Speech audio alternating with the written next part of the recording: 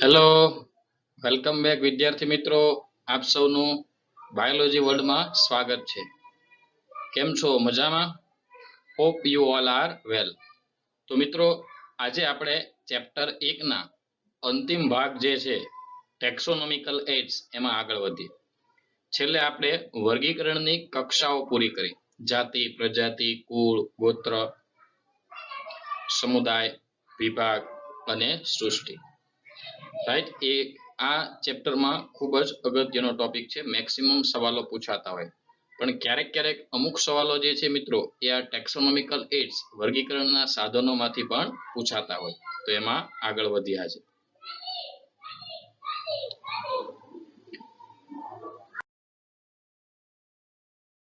દોસ્તો, તો આજનો આપણો ટોપિક છે ટેક્સોનોમિકલ એડ્સ વર્ગીકરણના સાધનો. જોઈએ વન બાય વન એમાં શું આવે છે.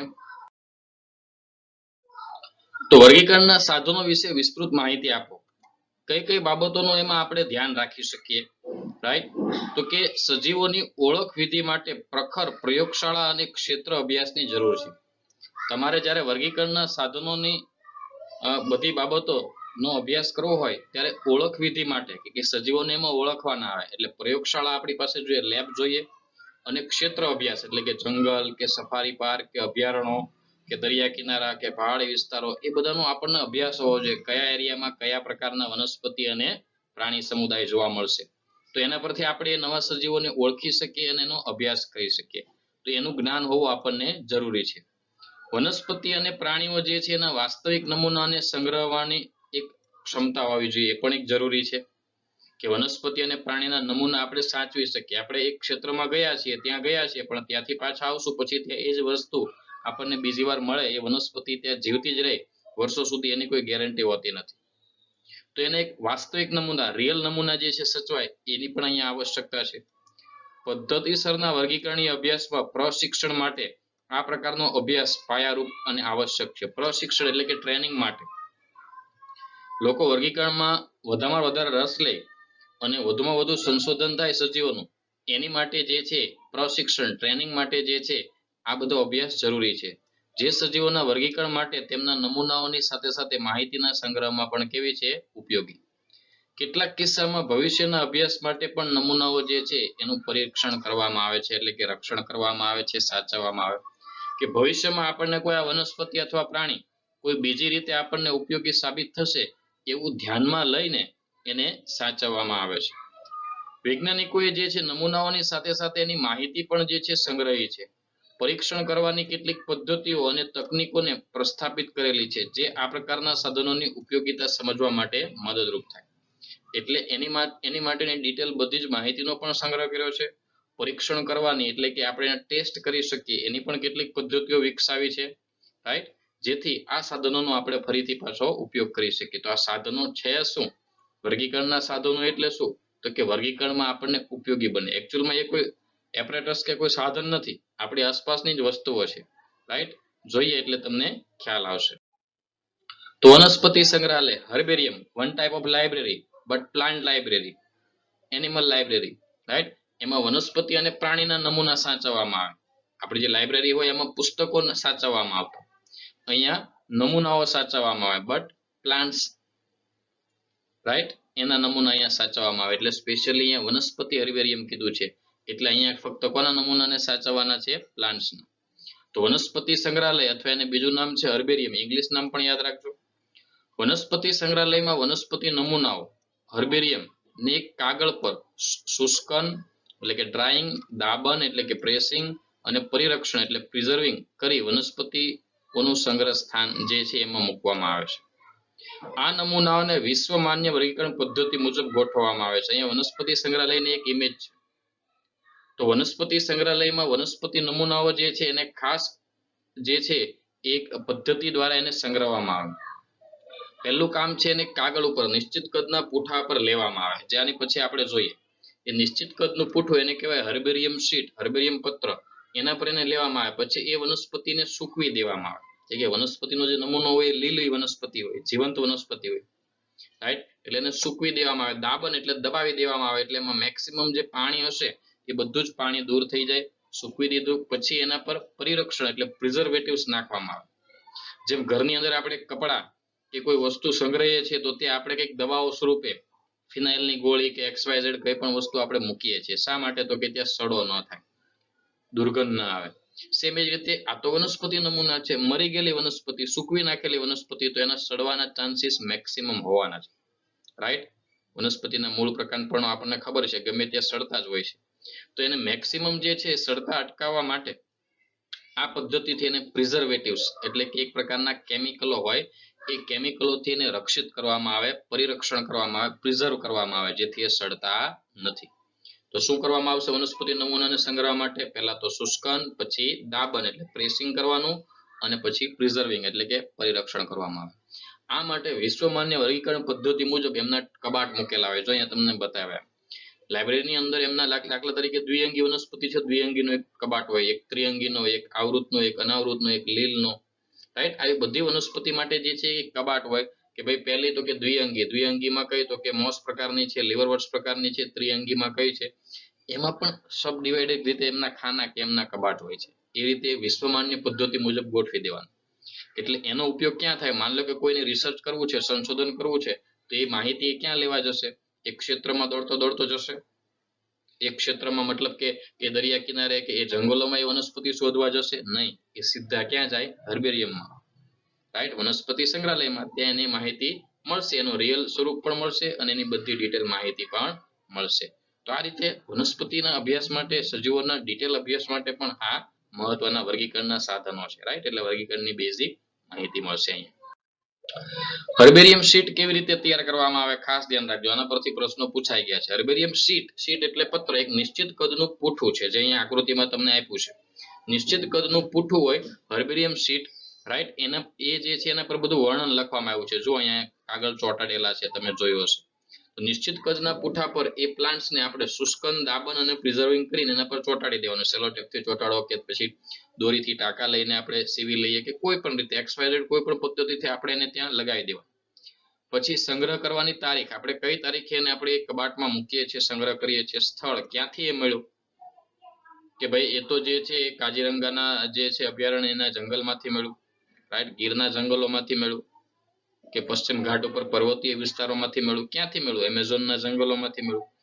એનું અંગ્રેજી નામ, સ્થાનિક નામ, ત્યાંના લોકો એને સ્થાનિક નામ એટલે કે આપણું પરિચય માટેનું નામ હોય, જે બહુ લોકલ નામ હોય, તો સ્થાનિક નામ કયું છે એ લખવાનું, અંગ્રેજી નામ લખવાનું. વનસ્પતિ શાસ્ત્રીય નામ એટલે કે સાયન્ટિફિક નામ લખવાનું. પછી કયા કુળની છે, સંગ્રહકર્તાનું નામ, કયા વ્યક્તિએ એને સંગ્રહ કર્યું, કોણે એને શોધ કરી. રાઈટ? આ બધી જ વસ્તુ એના પર લખવામાં આવે. સમજ્યા? તો સંગ્રહની તારીખ, સ્થળ, અંગ્રેજી નામ, સ્થાનિક નામ, વનસ્પતિ શાસ્ત્રીનું નામ. રાઈટ?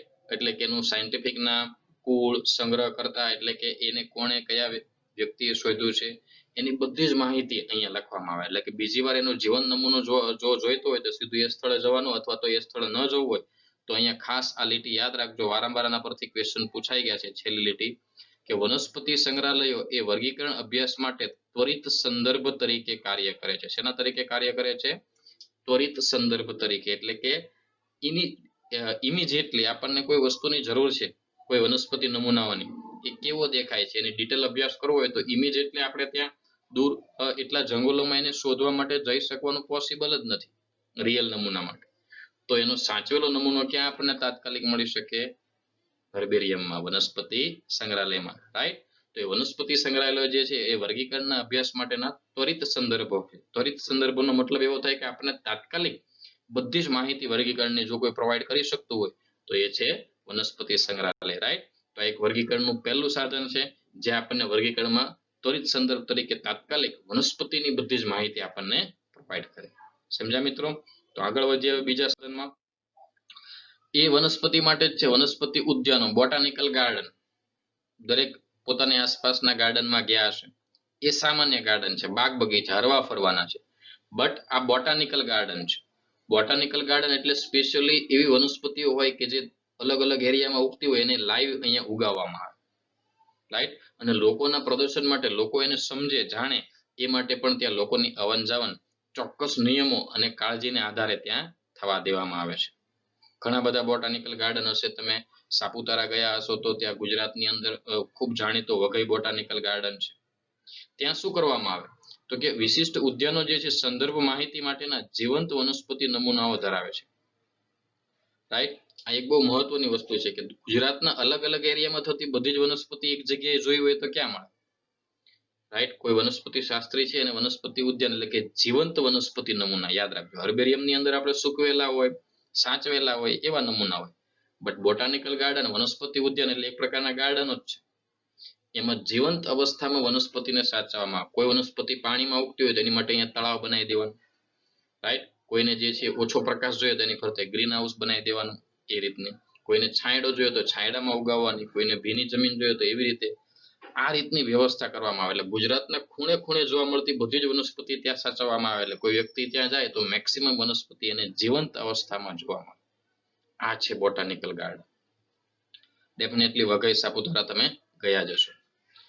ઉદ્યાનોમાં ઉછરેલી વનસ્પતિ જાતિઓ દ્વારા તેમના પર વનસ્પતિ શાસ્ત્રીય કે વૈજ્ઞાનિક નામ અને કુળની સૂચવતી કાપલી લગાવેલી હોય છે, લેબલિંગ કરેલું હોય છે. તમે ગયા જશો બોટાનિકલ ગાર્ડનની એક ખાસિયત હોય સામાન્ય ગાર્ડન અને બોટાનિકલ ગાર્ડનનો આ જ મેઇન ડિફરન્સ છે દોસ્તો, કે બોટાનિકલ ગાર્ડન જે હોય છે એની ખાસિયત એ હોય છે કે ત્યાં વનસ્પતિ એ ગાર્ડન સામાન્ય ગાર્ડન કે રમવા માટેનો નથી, બટ એની ઉપર એક કાપલી લગાવેલી હોય.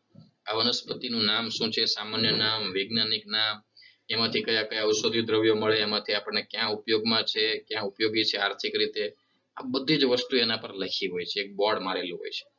રાઈટ, એ બોટાનિકલ ગાર્ડન તો લોકો સમજે, વનસ્પતિને ઓળખે અને એના ઉપયોગને જાણે. એટલા માટે લોકોને આવન જાવન થવા દેવામાં આવે. રાઈટ, એ બીજા ગાર્ડન નથી કે ત્યાં જઈને ડબ્બા અને પડીકા ખોલીને નાસ્તા કરી અને રમી અને આવતા રહીએ. ક્લિયર? તો આ વનસ્પતિ ઉદ્યાનો છે બોટાનિકલ ગાર્ડન. ક્લિયર? આ એનો મેન હેતુ છે, લોકો જાણે અને આ રીતનું એના પર વર્ણન, આ રીતની કાપલીઓ લગાવેલી હોય તમે જોઈ હશે. આ જાણીતા વિશ્વના અને ભારતના જે છે બોટાનિકલ ગાર્ડન છે, ખાસ યાદ રાખજો પૂછાય છે. ક્યુ ગાર્ડન ઇંગ્લેન્ડ, રાઈટ, ખૂબ જ જાણીતું છે. Indian botanical garden Howrah Bharat, કોલકાતાની અંદર આવ્યું છે.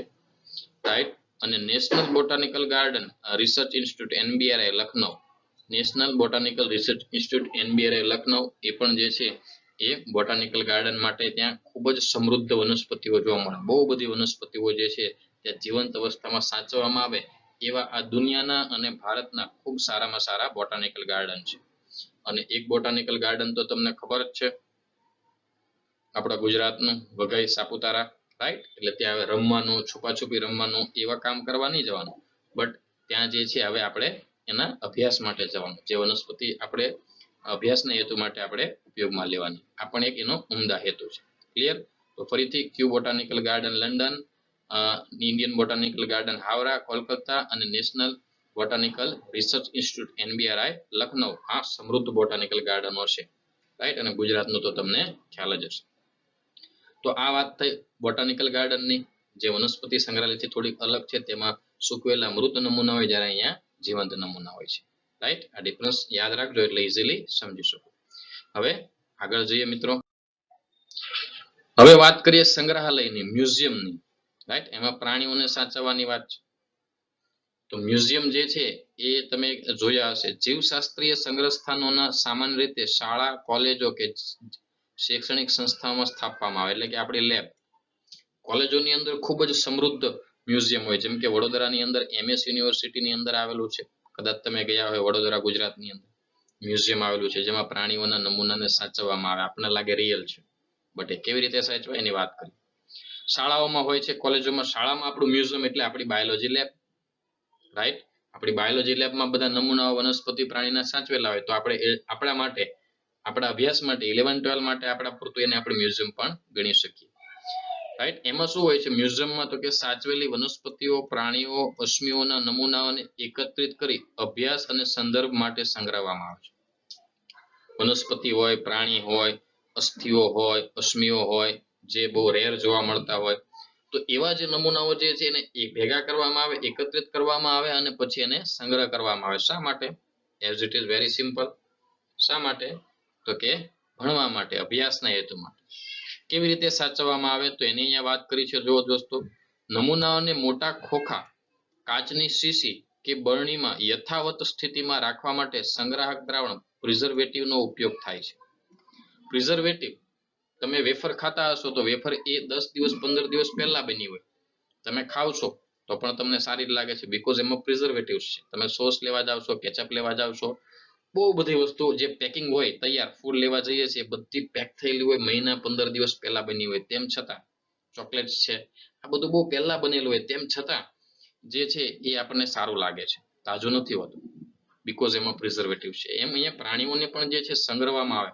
અહીંયા કાચની બરણી જો તમે જોઈ શકો, રાઈટ, આ રીતે અહીંયા જે છે કરોળિયો છે, પછી આ રીતનો જે છે કાન ખજૂરો છે, આ રીતે એને એક શીશી બોક્સની અંદર ભરી દેવામાં આવે.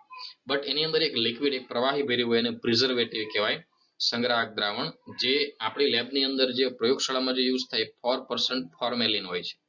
4% એટલે કે 4% જેટલું એમાં એ કેમિકલ હોય, બાકીનું પાણી હોય, એવું 4% ફોર્મેલિન, કયું ફોર્મેલિન હોય છે, રાઈટ, જે ખૂબ જ જે છે સડતું અટકાવે છે. એટલે એ નમૂનાઓ જે છે અહીંયા માછલીનું આપણને આપ્યું છે, રાઈટ, તો એ નમૂના જે છે એવા ને એવા રહે લોંગ ટાઈમ માટે. અને આ બરણીની અંદર પેક હોય એટલે હવા પણ ન જઈ શકે, અંદર ફોર્મેલિન હોય એટલે એવા ને એવા લોંગ ટાઈમ માટે સચવાઈ રહે. આ રીતે મ્યુઝિયમમાં સાચવવામાં આવે. કીટકોને પકડીને કીટક બોક્સમાં પિન મારીને સાચવવામાં આવે. જો આ રીતે એમને પિન મારીને યોગ્ય જગ્યાએ લગાવી દેવામાં આવે નામ સાથે. જો અહીંયા બધા અલગ અલગ જાતના કીટકો પણ જે છે તમે જોઈ શકો અહીંયા ઇમેજમાં, રાઈટ, કે એને પકડી દેવામાં આવે, એને બેભાન કરી દેવામાં આવે, એનો સ્પ્રે મારો એટલે ઉડતા ઉડતી માખીને પકડવા જાય તો મરી જાય, મચ્છરને પકડવા જાય તો મરી જાય, વંદાને પકડવા જાવ તો કદાચ એનો કોઈ ભાગ તૂટી જાય, એવું બની શકે. તો એને એક સ્પ્રે મારી બેભાન કરી અને પછી આ રીતે મરી જાય, પછી આ રીતે યોગ્ય જગ્યાએ બોક્સમાં પેક કરવામાં આવે અથવા એને ટાંકણી મારી અને ગોઠવી દેવામાં આવે, જેથી રિયલમાં વ્યવસ્થિત દેખાય, રાઈટ. બીજી એક ખાસ પદ્ધતિ છે ઉચ્ચ કક્ષાના પ્રાણી માટે, એ પણ જોઈએ.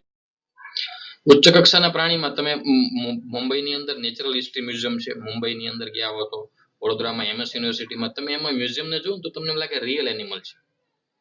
એ રિયલ એનિમલ જ હોય, બટ એને સાચવવાની રીત હોય, એને કહેવાય સ્ટફિંગ પદ્ધતિ. ખાસ યાદ રાખજો, પૂછાઈ ગયા છે સવાલ વારંવાર આના પરથી, આ મુદ્દા પરથી, કે સ્ટફિંગ પદ્ધતિમાં શું કહેવાય તો કે ભાઈ સસલું છે, ચકલી છે, કબૂતર છે, XYZ કોઈ પણ પ્રાણી છે, હાથી છે, આટલા મોટા નમૂના, આટલા મહાકાય પ્રાણીને સાચવવું થોડુંક અઘરું હોય, એટલે મોટે ભાગે આપણી બાયોલોજી લેબની અંદર કે બીજા કોઈની અંદર નાના નમૂના હોય, પણ આવા મ્યુઝિયમની અંદર બહુ મોટા નમૂના હોય, રાઈટ, એમના કંકાલ તંત્રો હોય.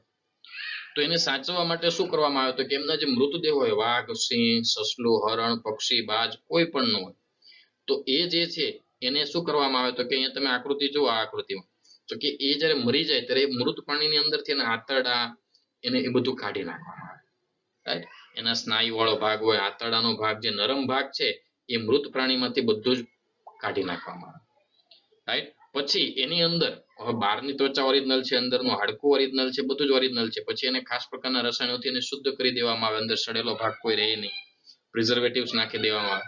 પછી એની અંદર લાકડાનો ભૂકો, વનસ્પતિનો ભૂકો, રૂ કે ઊન, કંઈ પણ વસ્તુ જે છે એની અંદર ભરી દેવામાં આવે, રાઈટ. એટલે આંતરડાના પોચા ભાગો કાઢી નાખવામાં આવે, બધું ખાલી બહારની ત્વચા જ રહે ઓરિજિનલ, આંખ ને આ બધું, એટલે બહારનું સ્ટ્રક્ચર ઓરિજિનલ, બટ અંદરથી બધું ખાલી, બધો મસાલો કાઢી લેવાનો, રાઈટ. અને પછી જે છે એમાં શું કરવાનું તો કે એ મૃતદેહો જે છે એને પછી દેહ ધાર્મિક અંગો એટલે અંદરના અંગો દૂર કરી, પછી અંદર રૂ, ઊન, વનસ્પતિનો ભૂકો, સંગ્રાહકો એટલે પ્રિઝર્વેટિવ, જે એને સડતા અટકાવે, ભરી અને મૂકી દેવામાં આવે. એટલે તમે મ્યુઝિયમમાં જાઓ તો તમને એવું લાગે આ સાચો સિંહ જ છે, આ સાચો વાઘ જ છે, આ રિયલ હાથી જ છે, આ રિયલ બાજ છે, આ રિયલ પક્ષી છે, સાચું જ લાગે હોય. એ મૃત પ્રાણીને આ રીતે એમના આકારમાં ભૂકો ભરી અને સાચવવાની પદ્ધતિ એને કહેવાય સ્ટફિંગ પદ્ધતિ. સમજ્યા દોસ્તો? તો ખાસ યાદ રાખજો આ સ્ટફિંગ પદ્ધતિ, રાઈટ, કેવી રીતે સાચવવામાં આવે.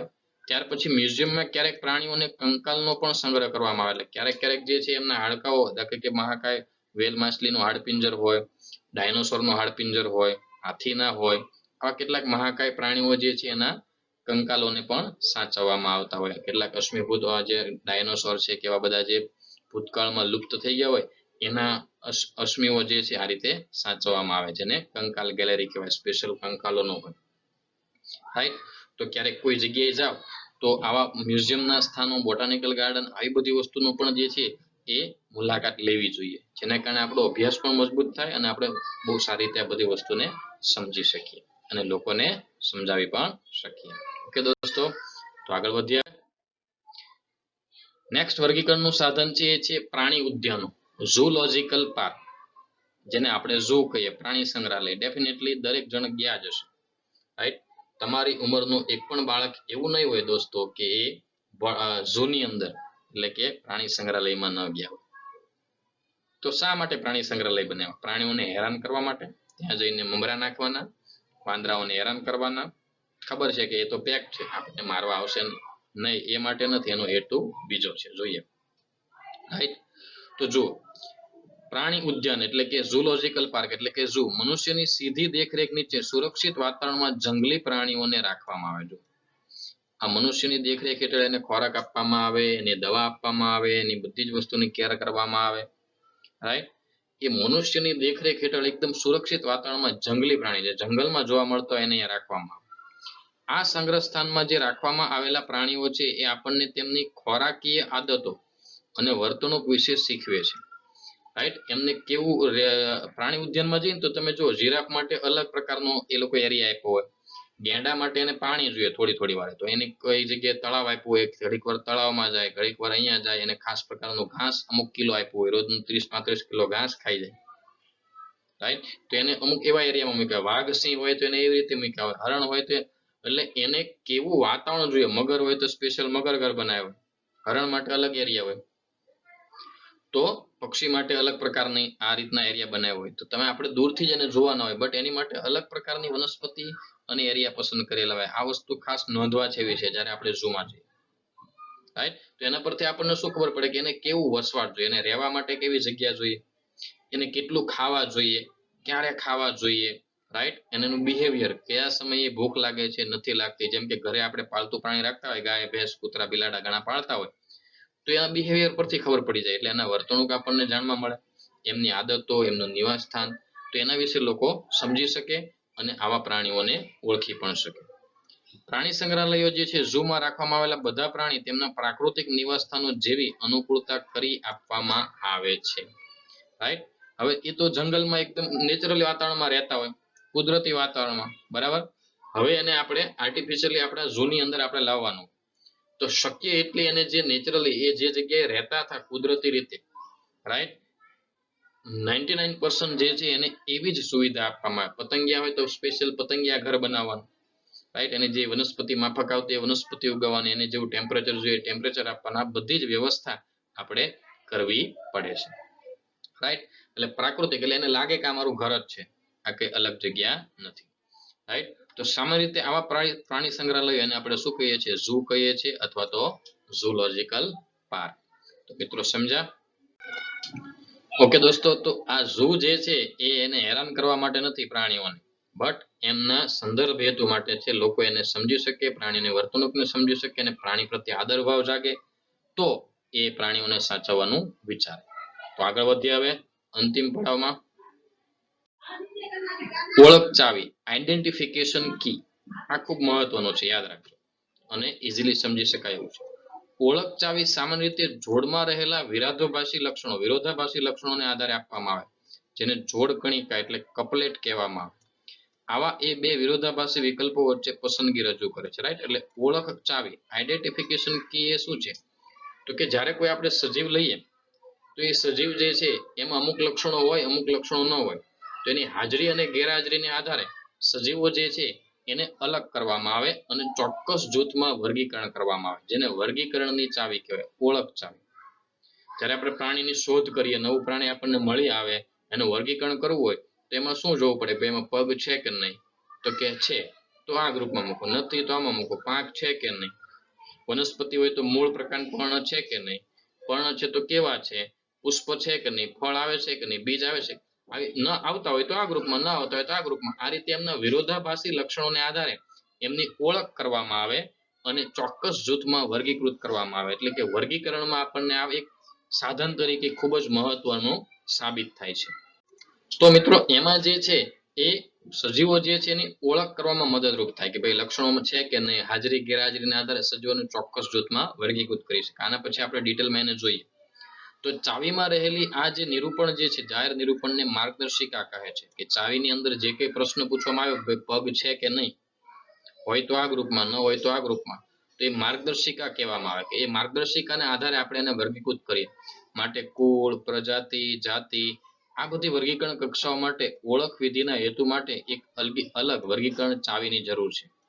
પ્રકૃતિમાં ચાવીઓ સામાન્ય રીતે વિશ્લેષણાત્મક છે. વિશ્લેષણાત્મક એટલે એનાલિટિકલ, એટલે કે આપણને વિશ્લેષણ કરવામાં, સજીવોને છૂટા પાડવામાં આ ઓળખ ચાવીઓ આપણને ખૂબ જ મદદરૂપ થાય છે. રાઈટ? એમાં જે પ્રશ્નો પૂછવામાં આવે એને માર્ગદર્શિકા કહેવાય. શું છે એ જોઈએ હવે, એટલે વધારે સારી રીતે સમજી શકો. જોવા એક બેઝિક અહીંયા ઓળખવા માટે છે. તો કે આ રીતે જે છે આ માર્ગદર્શિકા. Has the animal got legs? આ ખાલી એક્ઝામ્પલ માટે છે, સમજવા માટે. એનસીઆરટી માં કઈ આપ્યું નથી ને કઈ પૂછાતું નથી. માત્ર આ વિરોધાભાસી લક્ષણોના આધારે કેવી રીતે સજીવોને અલગ કરવા અને ઓળખવા અને કેવી રીતે એને વર્ગીકૃત કરવા એ માટે આ એક એક્ઝામ્પલ લીધું છે. તો has the animal got legs? પ્રાણીને પગ છે? હા. તો એને આ જૂથમાં મૂકો. નથી, આ જૂથમાં મૂકો. વિરોધાભાસી લક્ષણ થઈ ગયા, એકમાં છે એકમાં નથી, તો એના આધારે અલગ કર્યા. જો હોય તો ઇટ્સ ગોટ વિંગ્સ? એને પાંખ છે? નથી, તો આ જૂથમાં જવા દો. હોય તો આ જૂથમાં. માન લો કે છે આર ધ એન્ટેની ફીધર્ડ? એટલે કે એને જે છે એ સ્પર્શક વાળી જે છે પીછા છે. જો પીછા હોય તો આ ગ્રુપમાં મૂકો, ન હોય તો આ રીતે. સજીવ અલગ થઈ ગયું. આ જ રીતે પગ નથી. પગ નથી તો શું એની ફરતે કવચ છે? રક્ષણાત્મક કવચ નથી.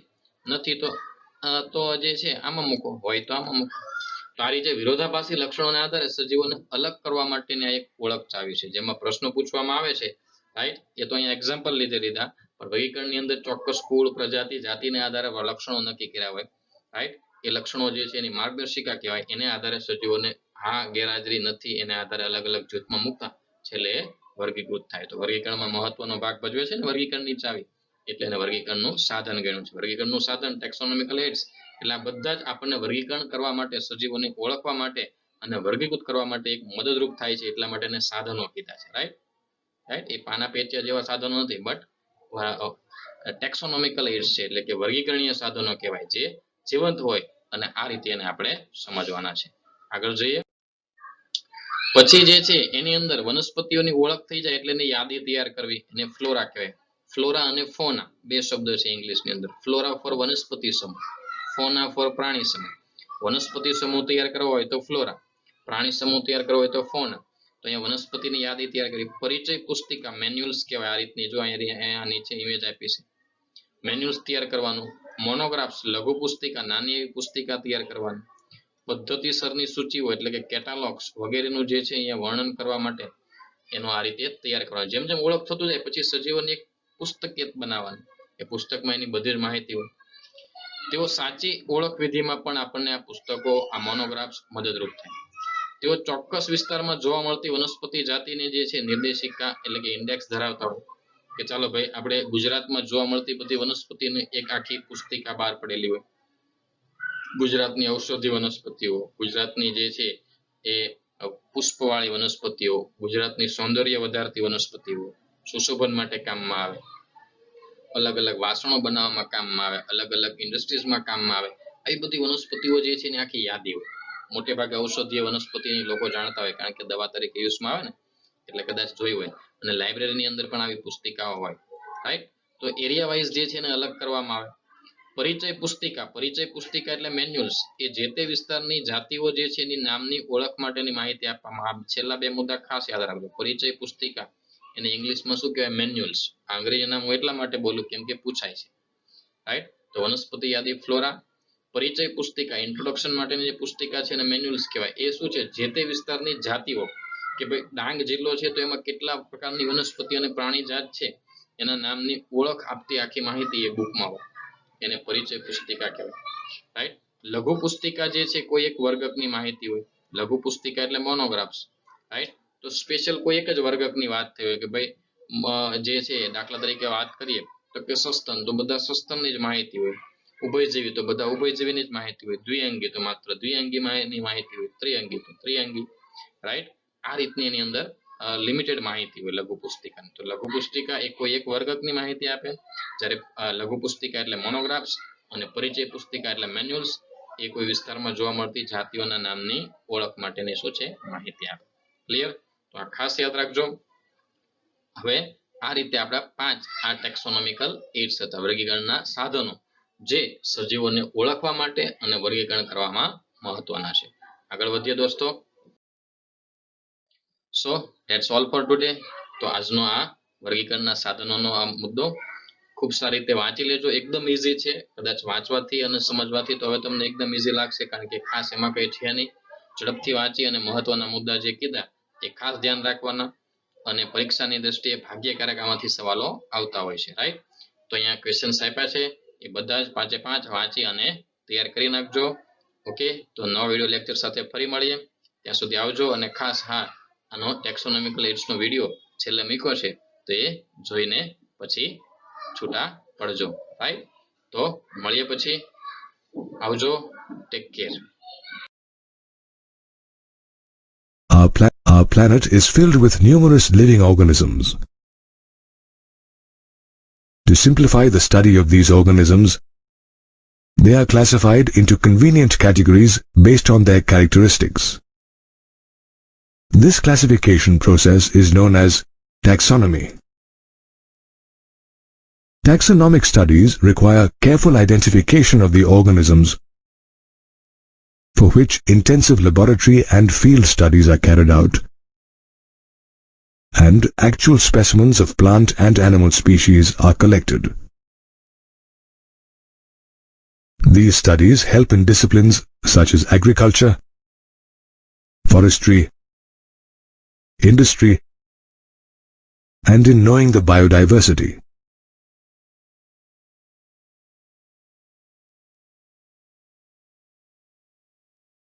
Over the years, biologists have developed many methods and techniques that help in taxonomic studies. These are also known as taxonomical aids. Herbariums, botanical gardens, museums,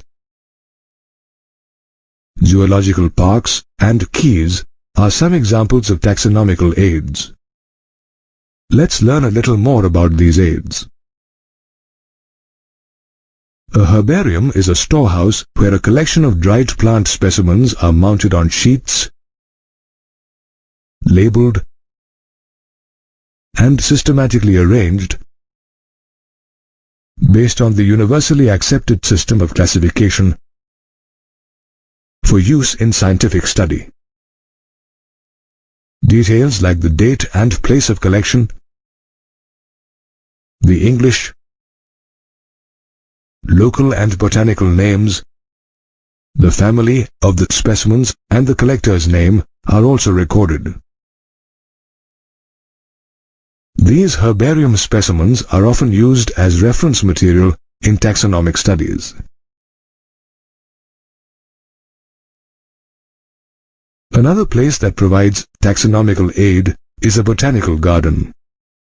A wide variety of plants are cultivated in these gardens for scientific research, conservation, display, and education. Each plant is labeled with its botanical or scientific name and family. Some of the famous botanical gardens are at Kew in England, the Indian Botanical Garden in Howrah, and the National Botanical Research Institute in Lucknow. Biological museums, set up in educational institutions, also act as taxonomical aids. These museums have collections of preserved plants and animals, which are used for study and reference. They are preserved in jars using preservative solutions or as dry specimens. Insects are collected, killed, pinned, and then preserved in insect boxes.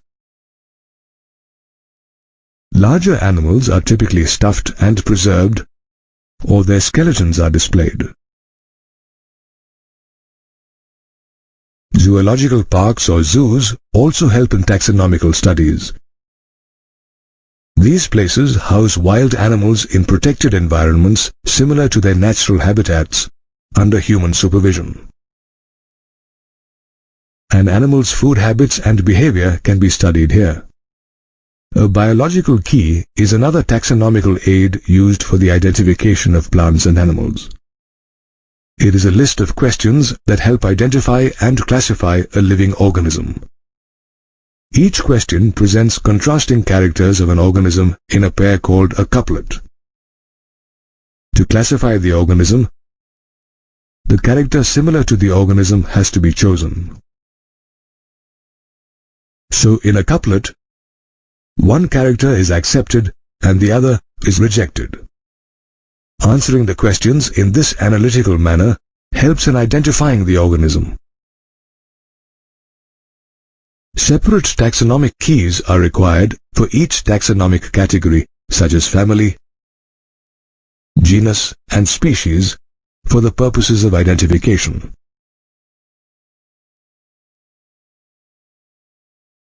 Other taxonomical aids like flora, manuals, and monographs are also used. A flora is a document that contains information about the plants of a particular country, region, or time. Manuals provide information that helps in the identification of the names of plant and animal species found in a specific area. A monograph is a written account or description of a single taxon. It provides detailed information about a particular species and how it fits in with the overall taxonomy and classification. In today's scenario, when many plant and animal species are endangered, taxonomical aids play a crucial role in studying the important facets of living organisms and saving important information about them for future reference.